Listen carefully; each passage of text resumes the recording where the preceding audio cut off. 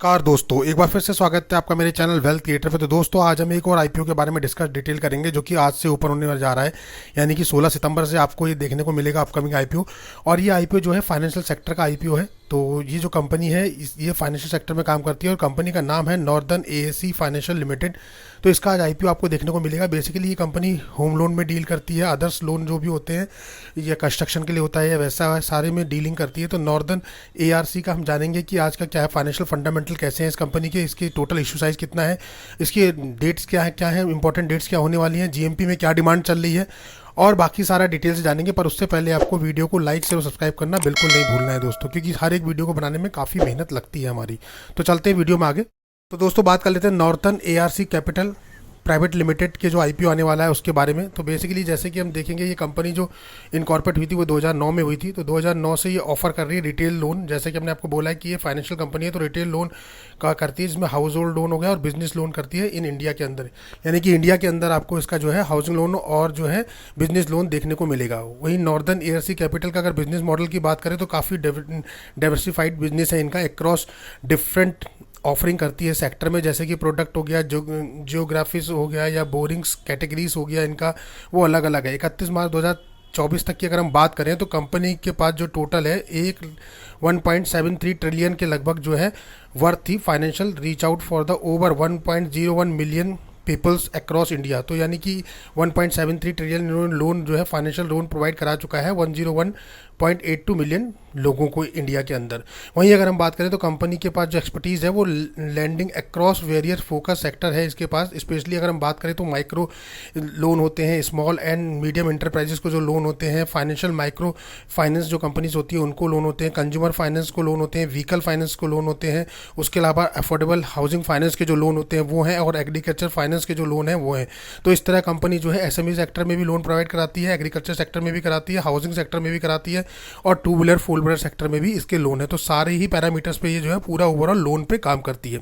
अब जानेंगे इसके बेसिकली फाइनेंशियल और फंडामेंटल कितने स्ट्रॉन्ग है, बिकॉज किसी कंपनी के फाइनेंशियल और फंडामेंटल काफ़ी इंपॉर्टेंट होते हैं। उससे हमें कंपनी की वर्थ पता लगती है और कंपनी कैसे काम कर रही है। तो सबसे पहले दोस्तों बात कर लेते हैं लास्ट 3 ईयर के फाइनेंशियल पैरामीटर जो कि कंपनी ने प्रोवाइड कराए हैं 2022, 23, 24 3 साल में। तो 3 साल में अगर हम कंपनी की ग्रोथ देखें एसिड के टर्म्स में तो कंपनी 7,974 करोड़ रुपए थी 22 में, 9,371 करोड़ रुपए 23 में आई और 11,707 करोड़ रुपए 24 में पहुंची। एवरेज ग्रोथ कंपनी ने दी है। रेवेन्यू पीस में भी 916 करोड़ से 1,312 करोड़ और 2024 में 1,906 करोड़, यहाँ भी एवरेज ग्रोथ आपको देखने को मिलेगी। प्रॉफिट आफ्टर टैक्स की बात करें तो वहाँ 181 करोड़ था इसका 22 में, 23 में 242 करोड़ हो गया और 23-24 में जो है वो 317 करोड़, यानी यहाँ भी आपको एवरेज ग्रोथ देखने को मिली। नेटवर्थ की बात करें तो 1740 करोड़ के लगभग था 22 में, फिर 1955 करोड़ हुआ 23 में और 24 में 2314 करोड़ हुआ। तो यहाँ भी एवरेज ग्रोथ देखने को मिली है। रिजर्व सरप्लस कंपनी के पास अच्छे हैं, 1553 करोड़ थे, उसके बाद 1784 करोड़ हुए, उसके बाद 2123 करोड़ है। यहाँ भी कंपनी ग्रोथ दिखा रही है, यानी सारे पैरामीटर पे कंपनी की ग्रोथ दिख रही है।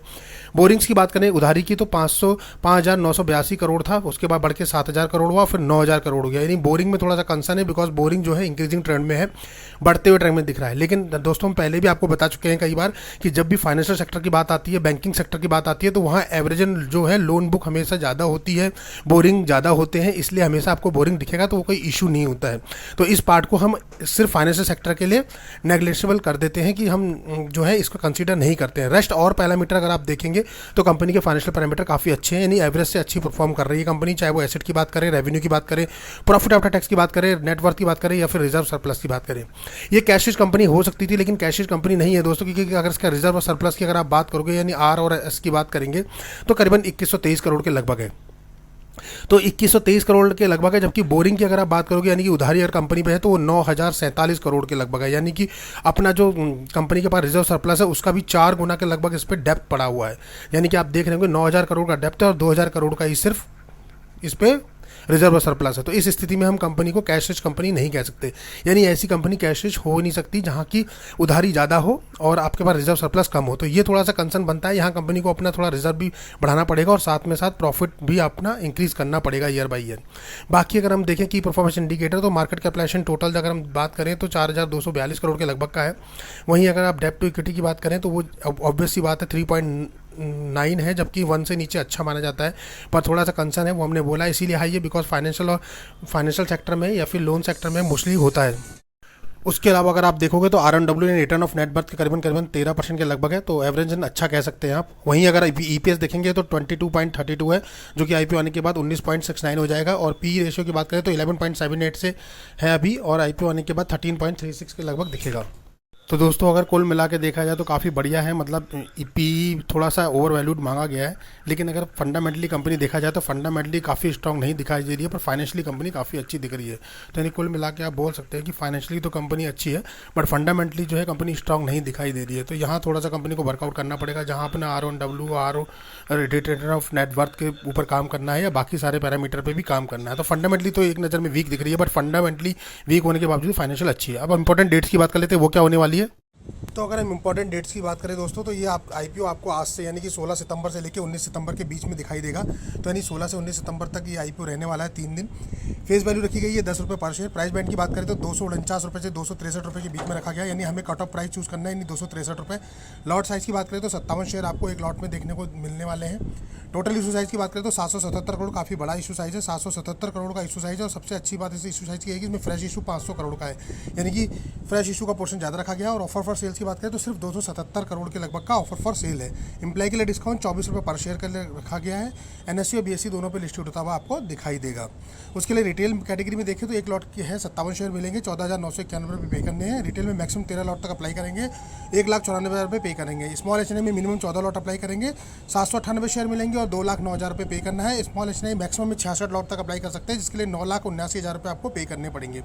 वहीं अगर हम बात कर ले बिग HNI कैटेगरी की, तो मिनिमम आपको 67 लॉट अप्लाई करने पड़ेंगे, जिसके लिए आपको 3,819 शेयर मिलेंगे और 10,04,397 रुपये आपको इसके लिए पे करना पड़ेगा। वहीं अगर बात कर लें हम रिजर्वेशन चार्ट की दोस्तों, तो रिजर्वेशन चार्ट में QIB के लिए देखेंगे तो 50% का पोर्शन रखा गया है। रिटेल कैटेगरी के लिए 35% का रखा गया है, और अगर हम देखेंगे HNI के लिए तो 15% का। तो रिटेल के लिए काफ़ी अच्छी गुड न्यूज़ यही है कि उसके लिए 35% का पोर्शन इस IPO में रखा गया है, यानी कि काफ़ी बड़ा पोर्शन है, और मैक्सिमम 35% तक ही रिटेल के लिए रखा जाता है। अब ग्रे मार्केट प्रीमियम की बात करें, यानी कि GMP में क्या डिमांड चल रही है, तो काफ़ी अच्छी डिमांड है, मतलब IPO के आने से पहले ही काफ़ी डिमांड बढ़ गई है इस IPO की। अगर हम देखेंगे तो नॉर्दर्न ARC कैपिटल IPO की बात करें तो 263 रुपये प्राइस बैंड रखा गया है, 158 रुपये पे GMP ट्रेड कर रहा है दोस्तों। लगभग 60% का लगभग लिस्टिंग गेन दिखा रहा है जब तक ये वीडियो शूट हुआ था, यानी 421 रुपये पे लिस्टिंग गेन दिखा रहा है अभी भी। अगर फायर रेटिंग की बात करें तो 5 आउट ऑफ 5 की बनी हुई है। वहीं IPO का इशू साइज हमने पहले ही बताया आपको 777 करोड़ के लगभग का देखने को मिलेगा। 57 शेयर आपको एक लॉट में देखने को मिलेंगे। 16 सितंबर यानी कि आज पहला दिन है इसका, 19 सितंबर को क्लोज हो जाएगा, 20 सितंबर को आपको अलॉटमेंट पता लगेंगे इसके। तो इस टाइप से देखा जाए तो लिस्टिंग गेन काफ़ी अच्छा बन रहा है। अगर लिस्टिंग गेन देखें कि पर लॉट पे हमें लिस्टिंग गेन कितना मिल रहा है, मतलब इन टर्म्स ऑफ अमाउंट की बात करें दोस्तों, तो इन टर्म्स ऑफ अमाउंट में अगर आप देखेंगे तो काफ़ी अच्छा, मतलब 60% के लगभग का लिस्टिंग गेन है। तो पर लॉट पे अगर हम बात करते हैं तो तकरीबन एक लॉट पे कितना बनता हुआ दिखाई दे रहा है आपको, 9,000 रुपये, यानी 9,006 रुपये के लगभग, मतलब राउंड फिगर 9,000 रुपये आपको बनते हुए दिख रहे हैं एक लॉट पे।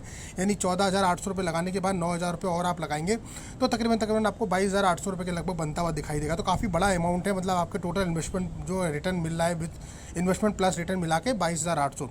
तो अगर आप कह रहे हैं कि अगर आपको करना है कि केवल लिस्टिंग गेन के पर्पस से करना है, तो काफ़ी अच्छा IPO है, मतलब गुड IPO है listing gain for the listing gain purpose. तो यानी यहाँ कोई भी डाउट नहीं है, कोई भी संचय नहीं है। जो हमारा क्राइटेरिया है मिनिमम 20% से 30% के बीच का, उसको भी ये फुलफिल कर रहा है। तो यानी कि हम इसे कर सकते हैं अप्लाई, तो यहाँ अप्लाई कर सकते हैं अगर हम लिस्टिंग गेन के पर्पस से देख रहे हैं। लेकिन लॉन्ग टर्म के पर्पस से अभी भी कंपनी में थोड़ा सा जो है फंडामेंटली स्ट्रॉन्ग नहीं है, बट फाइनेंशियली कंपनी ठीक ठाक चल रही है, ऑन एन एवरेज कह सकते हैं कंपनी को। तो लॉन्ग टर्म के लिए थोड़ा सा सोचना पड़ेगा, वेट और वॉच करना पड़ेगा। बट अगर आप लिस्टिंग गेन के पर्पस से कर रहे हैं तो डेफिनेटली हम अप्लाई कर सकते हैं इस IPO में, जा सकते हैं इस IPO के साथ। पर दोस्तों फिर भी यहाँ कोई आपको बाय सेल का रिकमेंडेशन, कोई भी IPO में अप्लाई करने का रिकमेंडेशन नहीं दिया जा रहा है। ये वीडियो सिर्फ नॉलेज पर्पस से बनाया जाता है। यहाँ हम आपकी नॉलेज को अपडेट करते हैं, कंपनी के बारे में बताते हैं, कंपनी के प्रो क्या है, कॉन्स क्या है, कंपनी के फाइनेंशियल फंडामेंटल कैसे हैं, फाइनेंशियली कंपनी कितनी स्ट्रॉन्ग है, GMP मार्केट में क्या डिमांड चल रही है, कंपनी आगे क्या ग्रोथ करने वाली है, इन सब पैरामीटर पर डिस्कशन करते हैं। उसके बाद ही आपको, ताकि आपको अपने फाइनल डिसीजन लेने में मदद मिल पाए, और फाइनल डिसीजन फाइनल आप ही का होगा। तो दोस्तों वीडियो पसंद आया तो उसको लाइक से सब्सक्राइब करना बिल्कुल ना भूलिए। मिलते हैं अपने ऐसे अगले वीडियो में, तब तक के लिए नमस्कार।